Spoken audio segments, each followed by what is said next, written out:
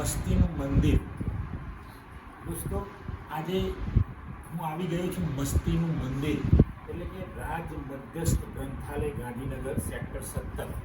અદ્ભુત આ મંદિર છે.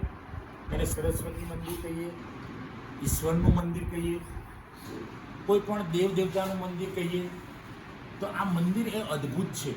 આ મંદિરમાંથી ઘણા મહાન માણસો પસાર થયા છે. આ મંદિરમાં દરેક ધર્મ, દરેક સંપ્રદાય, દરેક વિષયના પુસ્તકો જોવા મળે છે.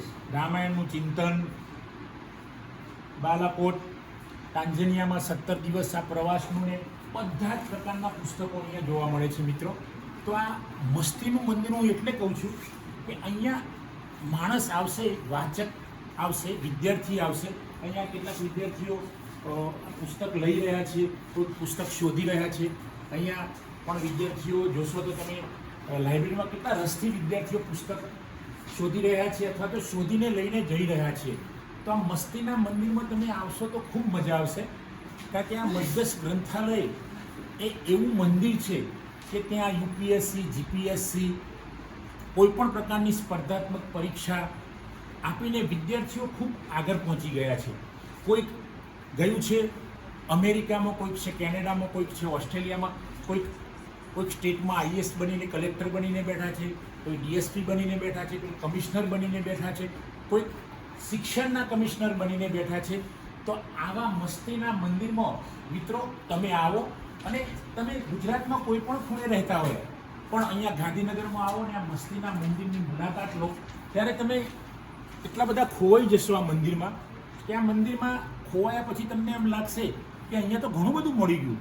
અહીંયા તમને વળતર મળશે, તમારા કામનું વળતર મળશે. એટલે એવી રીતે કે અહીંયા વાંચશો, તમે વાંચીને પરીક્ષા આપશો તો તમને રોજગારી મળશે, નોકરી મળશે.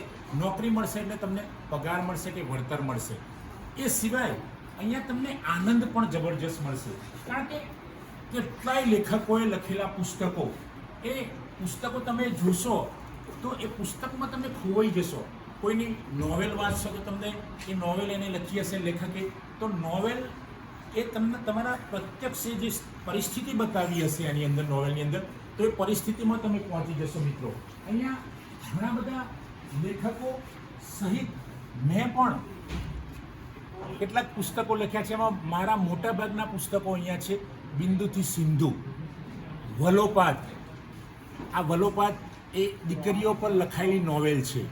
બિંદુથી સિંધુ એ બંધારણના મહાન ઘડવૈયા ઉપર લખાયેલું મારી નવલકથાનું પુસ્તક છે. મિત્રો, એ સિવાય અહીંયા મારા અસંખ્ય પુસ્તકો છે કે જે મેં લખ્યા છે. અને ગુજરાત અને ભારતના મહાન સાહિત્યકારો, વિશ્વના મહાન સાહિત્યકારોએ પણ જે પુસ્તકો લખ્યા છે એ આ મસ્તીના મંદિરમાં છે. આ મસ્તીના મંદિરમાં કંઈક નોવેલ છે એવું જ નથી, મોટિવેશનલ બુક્સ છે, સ્પર્ધાત્મક પરીક્ષાઓની બુક છે, રેફરન્સ બુક છે. એ સિવાય તમે જે મનમાં વિચારશો કે મારે આ વિશે વાંચવું છે, તો આ મસ્તીના મંદિરમાં તમને મળી રહેશે. આ એક વિદ્યાર્થી અહીંયા વાંચી રહ્યો છે, બુક લઈને જોઈ રહ્યો છે. આ ઇંગ્લિશની બુક છે. કેવું તમને અહીંયા સરળતા રહેશે ભાઈ અહીંયા પુસ્તક મેળવવામાં? ઇંગ્લિશ ફિક્શન આપણે ડીડીસી પ્રમાણે ગોઠવેલી છે, આનામાંથી મળી જાય છે. બેન, તમે 2 મિનિટ, તમે પુસ્તક શોધો છો, તમે કેવી મજા આવે છે અહીંયા?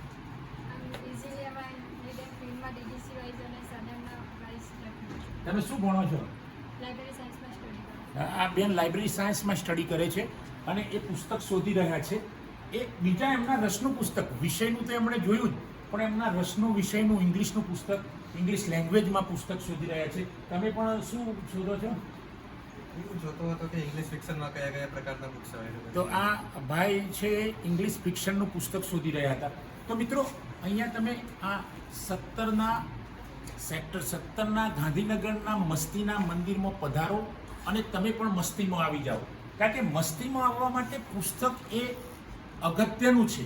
આપણા જીવનને જે બદલી નાખે છે, મહાન માણસોના જીવન બદલ્યા છે. ગાંધી બાપુનું જીવન બદલ્યું છે, ડૉક્ટર બાબા સાહેબ આંબેડકરનું જીવન બદલ્યું છે, ડૉક્ટર અબ્દુલ કલામનું જીવન બદલ્યું છે. આવા દુનિયાના કેટલાય મહાન માણસો છે.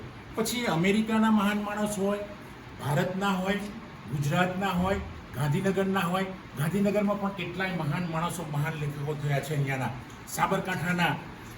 સાબરકાંઠા જિલ્લામાં પણ ઉમાશંકર જોશી, પન્નાલાલ પટેલ જેવા મહાન સાહિત્યકારો થયા છે. તો આ સાહિત્યકારોને તમે, એ તો સાહિત્યકારો તો અત્યારે સ્વર્ગસ્થ છે, પણ આ સાહિત્યકારોને તમે અહીંયા જીવતા જોઈ શકશો, કારણ કે એમને લખેલા પુસ્તકો એ અહીંયા તમે મેળવી શકશો. અને તમને તમારા મનમાં એક કલ્પના ઊભી થશે અને કલ્પના વાસ્તવિકતા બની જશે કે તમને ત્યાં પન્નાલાલ દેખાશે. માનવીની ભવે વાંચશો તમે એટલે પન્નાલાલ તમને દેખાશે.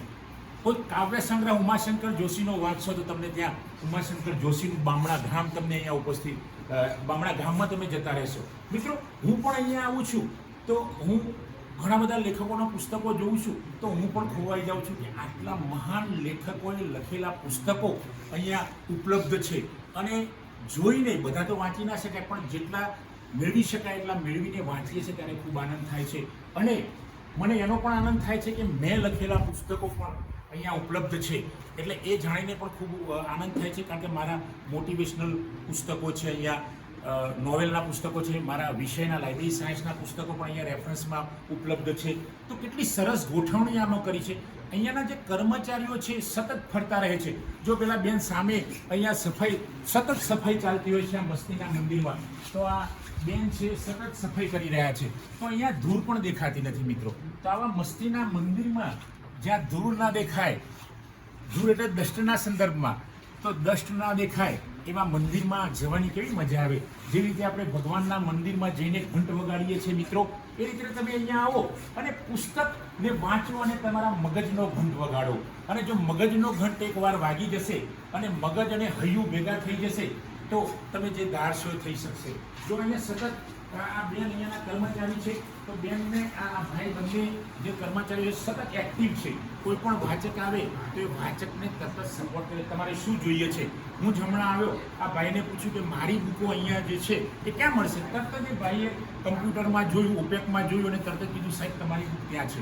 એમણે મને બુક બતાવી. તો મિત્રો, આ એક્ટિવ કર્મચારીઓ પણ એક્ટિવ છે. આના ડાયરેક્ટર પંકજભાઈ ગોસ્વામી સાહેબ, ડૉક્ટર ગોસ્વામી સાહેબે તો સરસ આજે વિદ્યાર્થીઓને પણ મોટિવેશન આપ્યું છે.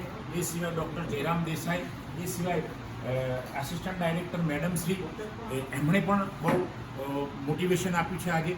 તો મિત્રો, આપ સૌને મારી નમ્ર વિનંતી છે કે આ મસ્તીના મંદિરમાં આપ આવો. આ મસ્તીનું મંદિર છે ગાંધીનગર પાટનગરમાં, અને અત્યારે સરકાર આ મસ્તીના મંદિર માટે ખૂબ જ પ્રયત્ન કરી રહી છે. અને મસ્તીનું મંદિર હજી વધુ કેવી રીતે મસ્તી આપશે, મોજ કરાવશે, એના પણ સરકાર દ્વારા પ્રયત્નો ચાલુ થઈ રહ્યા છે. પ્રયત્નો હતા. તો મિત્રો, આપ સૌ આવો આ મસ્તીના મંદિરમાં અને ખૂબ મસ્તીમાં ખોવાઈ જાઓ એવી સૌને શુભેચ્છાઓ. જય હિન્દ, જય ભારત.